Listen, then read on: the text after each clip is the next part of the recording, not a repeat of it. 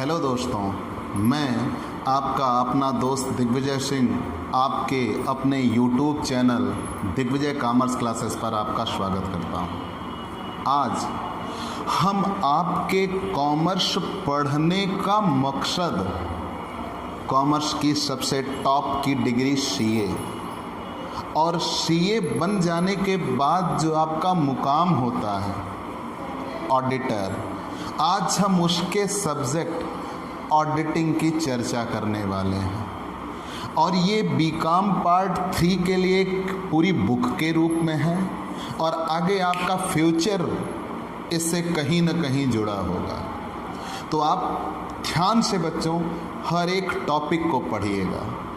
हम न्यूमेरिकल की सीरीज़ लेके आए थे, उसी क्रम में हम आपके लिए ये थ्योरेटिकल पोर्शन ऑडिटिंग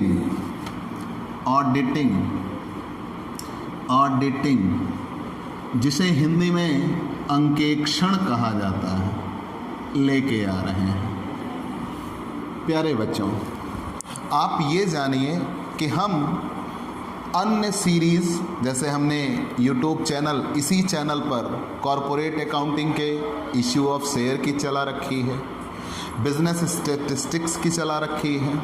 उसी क्रम में हम आपको ऑडिटिंग पढ़ाने के लिए आ रहे हैं। ऑडिटिंग का बेसिक कॉन्सेप्ट क्या है, ऑडिटिंग शब्द आया कहाँ से, ये चीज़ें हम आपको बताना चाहते हैं। और ये होता क्या है ये जान लीजिए। तो सबसे पहले हम आपको एक तरफ से चलते हैं। लेखा पुस्तकों की जांच करने वाले व्यक्ति को अंकेक्षक कहते हैं। ध्यान से सुनना बच्चों, लेखा पुस्तकों की जांच करने वाले व्यक्ति को अंकेक्षक कहते हैं और अंकेक्षक के द्वारा किए गए कार्य को अंकेक्षण कहते हैं। बच्चों, मेरा वादा है मैं थ्योरी आपकी ज़ुबान पर रटा दूंगा, हर एक कंटेंट आपको बता दूंगा। आपको सिर्फ इतना करना है, आप हमारे YouTube channel Digvijay commerce classes को ज़्यादा से ज़्यादा सब्सक्राइब करिए, ज़्यादा से ज़्यादा लोगों से शेयर करिए। हम आपके BCom की एकेडमिक पढ़ाई के हर एक सब्जेक्ट को लेके आ रहे हैं। कहीं और किसी अन्य ऑनलाइन प्लेटफॉर्म पर ये आपको नहीं मिलेगा, सिर्फ और सिर्फ दिग्विजय कॉमर्स क्लासेस पर अवेलेबल मिलेगा। तो आज के हम इस वीडियो में लेके आ रहे हैं ऑडिटिंग, अंकेक्षण।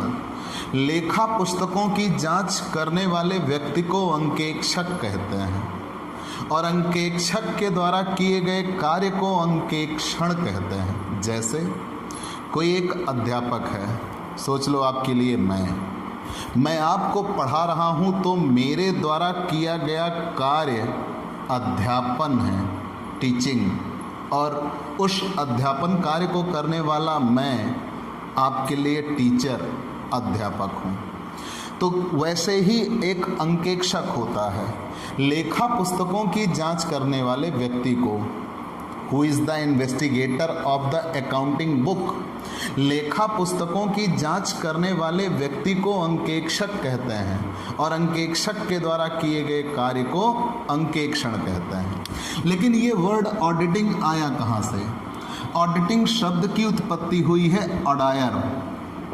कुछ लोग इसे अडायर कहते हैं, कुछ बुक में आपको ये ऑडिरे लिखा हुआ मिलेगा, कुछ बुक में ये आपको ऑडिरे लिखा हुआ मिलेगा। तो आप ये जानिए कि लेखा पुस्तकों की जांच करने वाले व्यक्ति को अंकेक्षक कहेंगे। तो ये ऑडिटिंग और अडायर का मतलब क्या है? मैंने ये कहा इंग्लिश का ऑडिटिंग अडायर शब्द से आया हुआ है। अडायर शब्द का सामान्य अर्थ होता है सुनना। अडायर शब्द का सामान्य अर्थ होता है सुनना। प्यारे बच्चों, ध्यान से समझना, ऑडिटिंग शब्द की उत्पत्ति ऑडिरे या अडायर शब्द से हुई है, जिसका अर्थ होता है सुनना। हम आपको एक व्यवहारिक ज्ञान देना चाहते हैं। जैसे पहले एक मुनीम हुआ करते थे, लाला कह लीजिए, भाई व्यक्ति विशेष या जातिवाचक पर मत जाइए, ये गुणवाचक है। तो किसी जमींदार राजा महाराजा के यहाँ एक ऐसा व्यक्ति होता था जो खातों को मेंटेन करता था। मतलब उनके यहाँ जितने भी बुक रजिस्टर होते थे उनकी देखभाल वो करते थे, उन्हीं के द्वारा वो सारे रजिस्टर देखे जाते थे। तो राजा महाराजा के यहाँ जो व्यक्ति नियुक्त होते थे उन खातों को बनाने के लिए उन्हें हम मुनीम कहा करते थे। उन्हीं के द्वारा लेखा पुस्तकों को मेंटेन किया जाता था। और जब वो सारी पुस्तकें बना लेते थे तो कभी राजा ने अगर जांच करना चाहा या जिस व्यक्ति ने उनको अपॉइंट किया वो जांच करना चाहे तो सबसे पहले उनसे कहता था पढ़ो तुमने लिखा क्या है। अब वो सारी चीज़ें पढ़ते थे तो वो मालिक, वो राजा उन चीज़ों को सुनकर उस लेखा पुस्तकों की जांच करता था। वहीं से ऑडिटिंग शब्द आया अडायर से, और अडायर का शाब्दिक अर्थ होगा सुनना। तो प्यारे बच्चों, आपने ये जाना कि लेखा पुस्तकों की जांच करने वाले व्यक्ति को अंकेक्षक कहते हैं और अंकेक्षक के द्वारा किए गए कार्य को अंकेक्षण कहते हैं। क्वेश्चन ये बनता है बच्चों, क्या कोई भी व्यक्ति ऑडिटिंग कर सकता है? क्या कोई उसकी स्पेशल क्वालिफिकेशन होनी चाहिए? बच्चों, ऑडिटिंग तो किसी के द्वारा भी की जा सकती है, मतलब लेखा पुस्तकों की जांच तो कोई भी कर सकता है जिसको सामान्यतः अकाउंट की समझ हो। जैसे आप बीकॉम किए हैं, आपको अकाउंट की अच्छी समझ है, जर्नल एंट्री आती है, प्रॉफिट लॉस बना लिया, बैलेंस शीट बना ली, तो आप किसी भी व्यक्ति की लेखा पुस्तकों की या किसी भी व्यवसाय के लेखा पुस्तकों की आप जांच कर सकते हो, लेकिन आप रिपोर्ट नहीं दे सकते।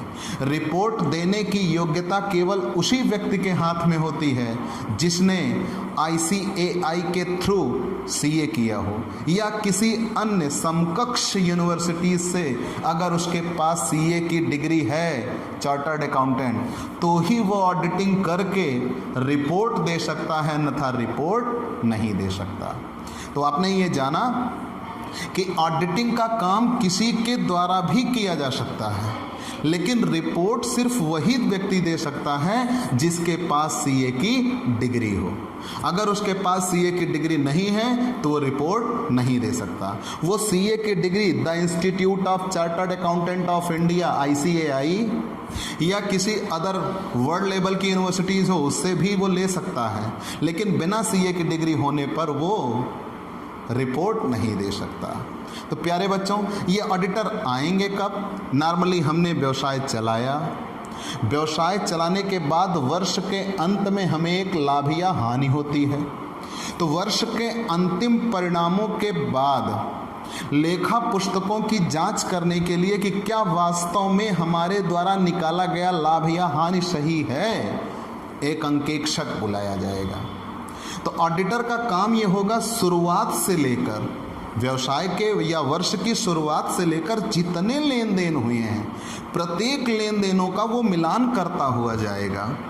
प्रत्येक लेन देनों के मिलान के बाद वर्ष के अंत में एक निश्चित समय पर वो ये तय करके देगा कि आपको लाभ हुआ है या हानि हुई है, और उसके द्वारा बताए गए परिणामों के आधार पर ही अंशधारियों को लाभांश की घोषणा की जाएगी।